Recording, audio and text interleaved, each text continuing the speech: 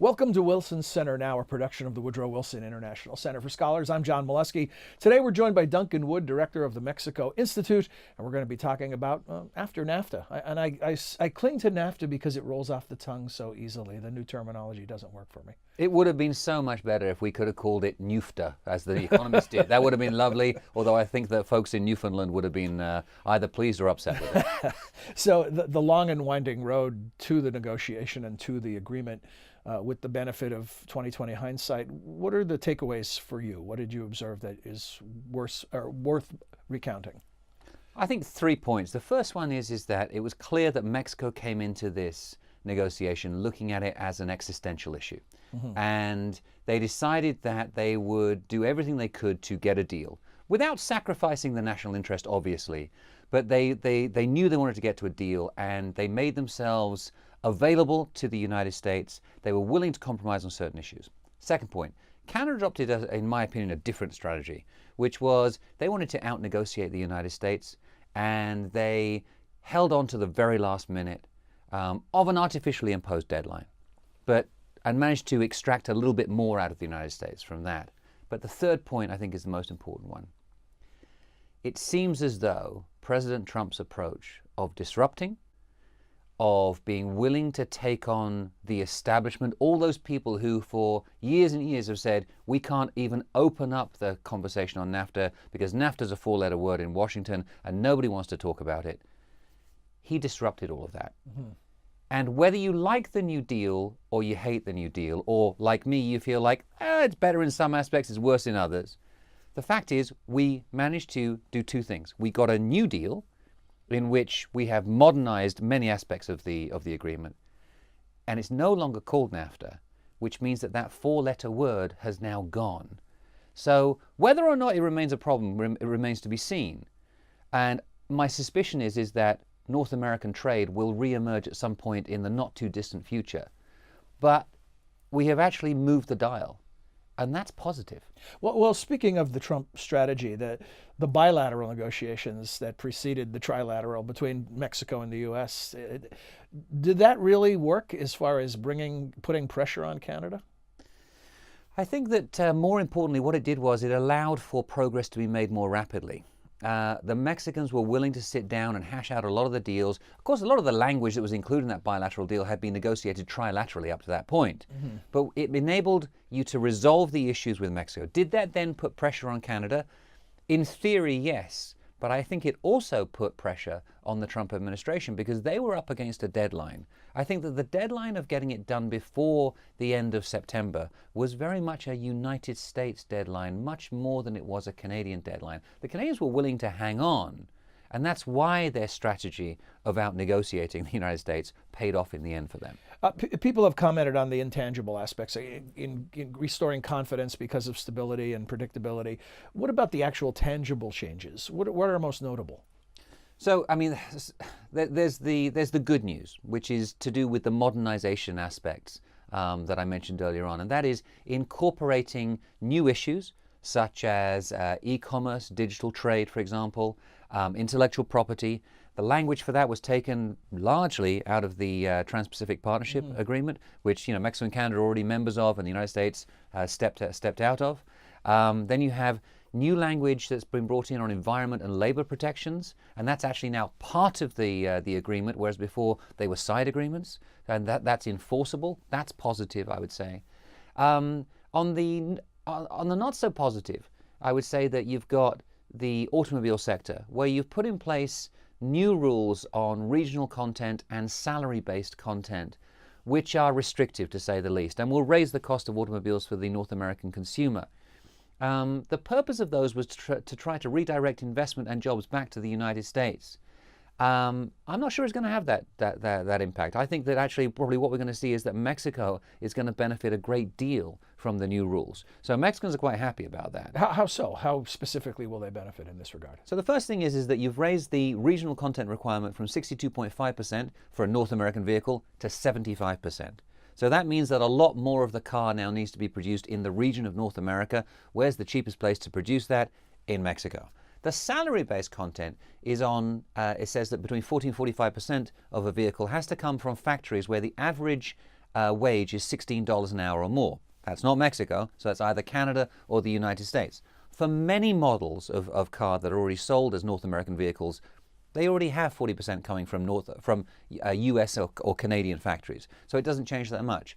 For some of the smaller cars that are sold in North America that are produced primarily in Mexico, where less than 40% comes from US or Canadian factories, that's going to be a challenge. But I think we'll see one of two things. We'll either see that factories relocate some of their production to the US or Canada, or we're going to see that wages in Mexico will rise on average, not the wage of the average person on the production line, but we're going to see automation, the greater use of robots, and higher skilled workers on the line. So this will actually have a negative impact, I think, on employment in those factories in Mexico, but it doesn't necessarily mean that production will move back to the United States. The way you describe that, it's a very complex sort of set of circumstances, and we're only talking about one industry. How difficult is it to predict what the outcomes will be versus what the unintended consequences will be that we can't even begin to guess at this time? It's pretty tricky, but what we do know, of course, is that the industry responds to pricing and cost incentives. And we've seen that since the financial crisis of 2008, 2009. We've seen it recently, Ford announcing that it's going to be laying off a lot of workers because of the extra duties they've had to pay, the tariffs they've had to pay in recent months. And we've seen the way in which the industry relocates sort of within North America and between North America and other regions of the world, depending upon those cost incentives. So I think that we're going to wait a few months. We're going to see it once this is ratified. So we should mention it still needs to be ratified. It still needs to be ratified, and that's a whole other question about whether or not it's going to happen quickly here in the United States or at all. But once it's been ratified, the industry will be looking at the incentive structure and saying, okay, where do we do this? And what are the ways in which we can perhaps get around the rules? And that's one of the other issues which is not so positive about these regional content and salary-based content requirements, is that there is now a much bigger administrative burden, a regulatory burden on the companies to comply. They're going to have to add up their average wages, and there's a formula. Research and design counts, information technologies, the software counts in that salary calculation.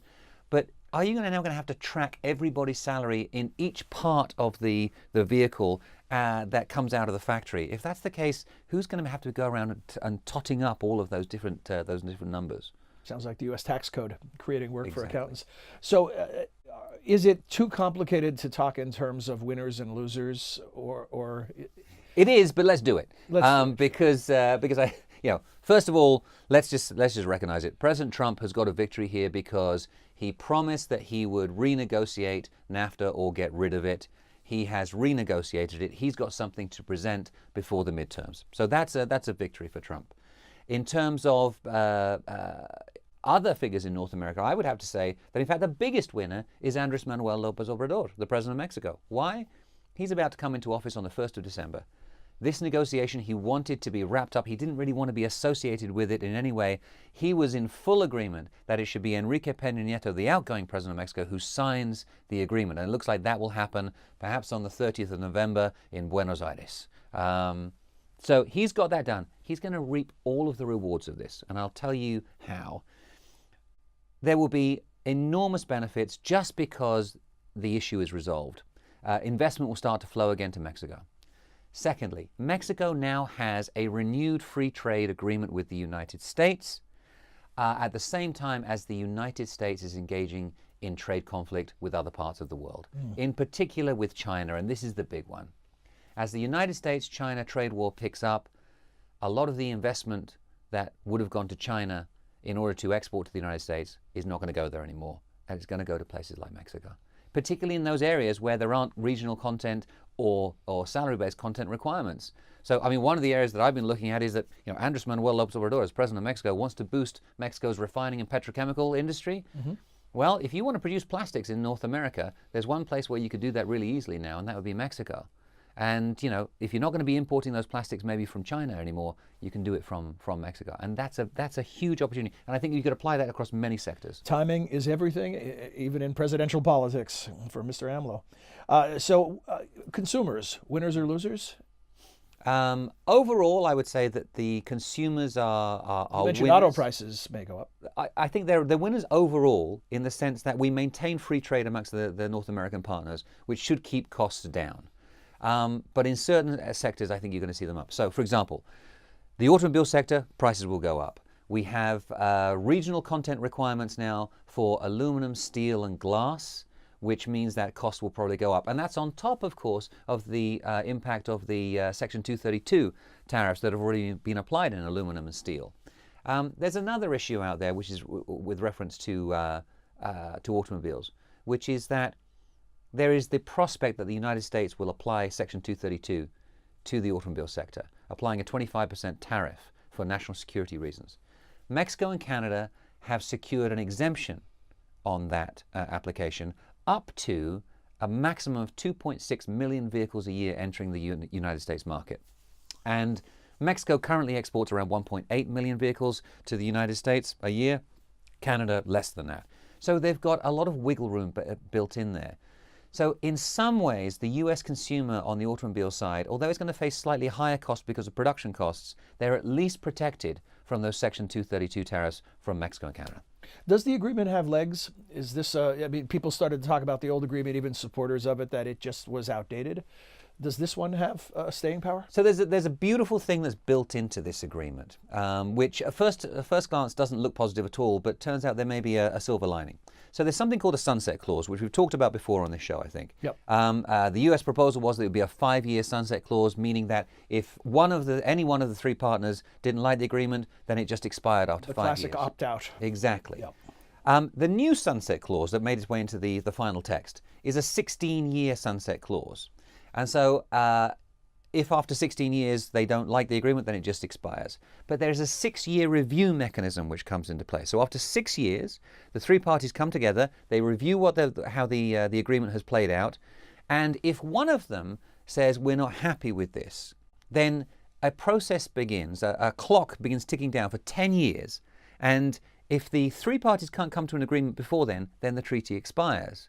But every year they'll get together from the 6th year to the 16th year and say, can we resolve our differences? Can we change the treaty? So in some ways, there is actually a review mechanism and a mechanism for altering the agreement built in there. And a timeline that provides stability along the way. Absolutely. The 16-year timeline, I think, is very, very important because it supposes at least 4 U.S. administrations. Yeah, very. Final thought, Duncan, besides the actual signing of the treaty and ratification within the various bodies necessarily, what work remains to be done after this treaty is signed?